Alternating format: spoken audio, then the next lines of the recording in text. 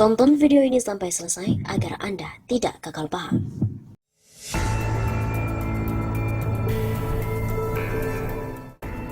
Menyoal terminologi manipulator agama. Apakah sudah tepat menyandingkan atau menyamakan terminologi radikalisme dengan manipulator agama? Apakah bukan merupakan bentuk penyesatan pemikiran menyamakan diksi radikalisme dengan manipulator agama? Apakah ini tidak ngaco dan tidak ngawur menyamakan radikalisme dengan manipulator agama? Apakah pula tidak tendensius menyamakan radikalisme dengan manipulator agama? Atau jangan-jangan apakah hal ini adalah bentuk kejujuran ataupun mempertegas dan memperjelas bahwa berbagai program atau kampanye radikalisme yang selama ini digaung-gaungkan memang patut diduga diarahkan untuk entitas agama yang sudah barang tentu maksudnya adalah agama Islam? Ataupun apakah lebih spesifiknya yang akan disasar diantaranya adalah ulama, kiai, habib, ustadz, tokoh Islam, aktivis Islam, dan seterusnya?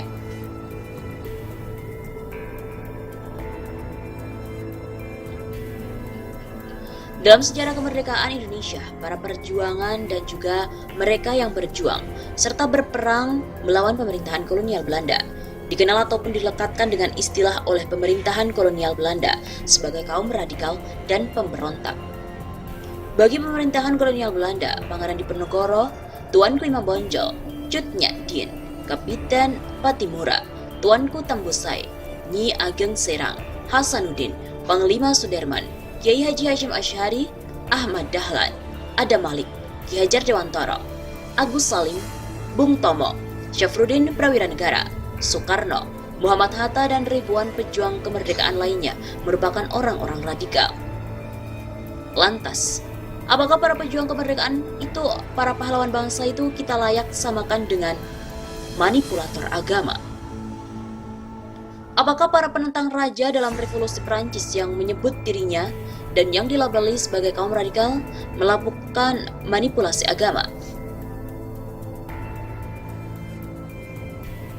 Apakah kata radikal merujuk pada aktivitas tiga partai di Perancis pada abad 19, yakni Partai Republikan, Partai Sosialis Radikal, dan Partai Radikal yang anti-monarki juga melakukan manipulasi agama? Apakah gerakan radikal dalam konteks politik pertama kali yang digunakan oleh Charles James Fox dengan mendeklarasikan reformasi radikal dalam sistem pemilihan untuk reformasi parlemen pada tahun 1797 juga melakukan manipulasi agama? Apakah para aktivis anti perbudakan atau abolisionis sepanjang abad ke-19 di Amerika merupakan manipulasi agama?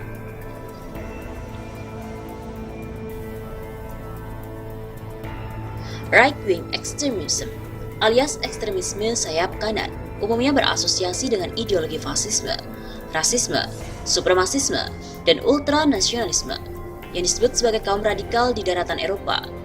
Mereka melakukan manipulasi agama. Lalu apakah neo-Nazi di Jerman, Golden Dawn di Yunani, serta Front National di Perancis melakukan manipulasi agama? Sikap kedaerahan yang disertai paham dan sikap ekstrem yang mengandung sikap chauvinis, termasuk sikap anti terhadap orang dari daerah luar, dan lebih-lebih bila sering memberikan ancaman merdeka manakala tidak puas terhadap keadaan, yang dikategorikan sebagai radikal dan radikalisme, juga melakukan manipulasi agama.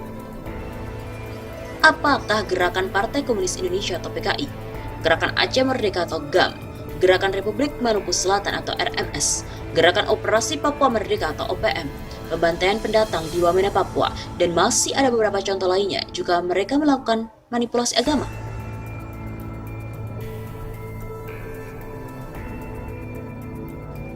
Dalam banyak literatur disebutkan bahwa kata radikal berasal dari kata bahasa Latin yakni radix atau radicus. Menurut The Concise Oxford Dictionary tahun 1987, itu adalah berarti akar, sumber, atau asal mula. Kamus Ilmiah Populer karya M. Dahlan Al-Bari, terbitan dari Arkola, Surabaya, menuliskan bahwa radikal sama dengan menyeluruh, besar-besaran, keras, kokoh, dan tajam. Dalam Kamus Besar Bahasa Indonesia di tahun 1990, Radikal diartikan sebagai secara menyeluruh, habis-habisan, amat keras, menuntut perubahan, dan maju dalam berpikir atau bertindak. Radikal adalah usaha bersama untuk mengubah status quo, dari Collins Dictionary of Sociology. Sedangkan radikalisme berasal dari kata radikal.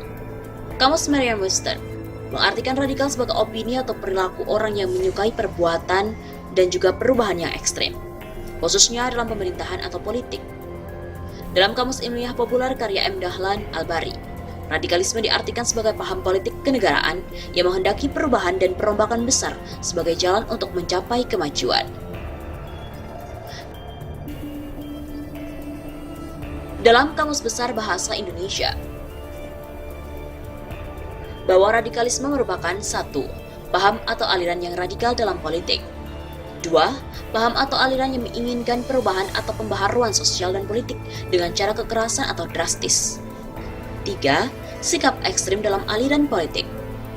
Kemudian, Ensiklopedia Online Wikipedia membuat definisi yang lebih spesifik bahwa radikalisme adalah satu paham yang dibuat-buat oleh sekelompok orang yang menginginkan perubahan atau pembaharuan sosial dan politik secara drastis dengan menggunakan cara-cara kekerasan.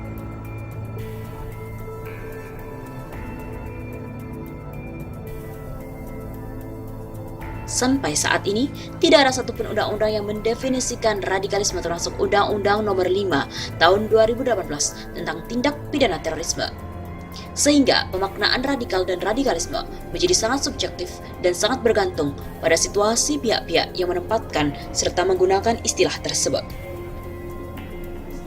Dengan belum adanya definisi baku dan mengikat secara hukum atas istilah radikalisme, maka bermunculan stigma bahwa radikal merupakan satu hal yang pasti negatif dan juga menyebabkan kata ini sering melekat atau setidaknya berkaitan dengan aksi terorisme.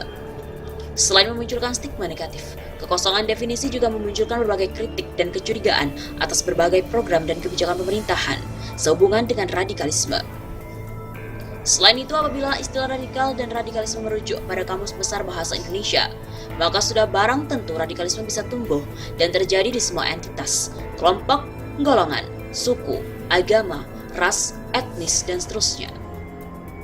Dengan demikian, sangat tendensius dan tidak adil, manakala baju radikal dan radikalisme disematkan terbatas pada satu paham dan golongan seperti entitas agama, apalagi diarahkan kepada agama Islam.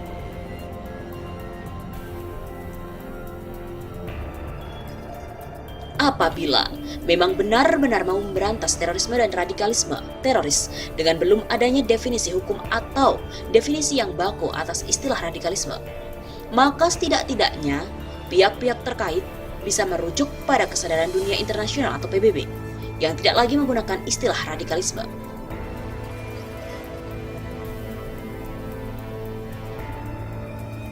Di tahun 2014, Dewan Keamanan PBB mengeluarkan resolusi 2178 terkait langkah pencegahan penyebaran terorisme, yang isinya justru tidak menyebut istilah radikalisme, tetapi dengan istilah baru yaitu Violent Extremism atau VE.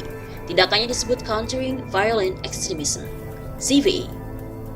Jadi, mau dibawa kemana arah dan penanganan radikalisme di negeri ini?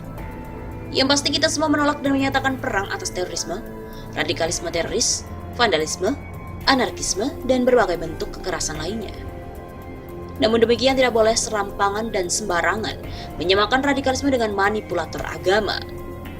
Para pemangku kepentingan buatlah pernyataan, program, dan kebijakan yang tidak membuat masalah dan kegaduhan baru saat persoalan ancaman resesi ekonomi, penegakan hukum dan keadilan negeri ini yang carut marut.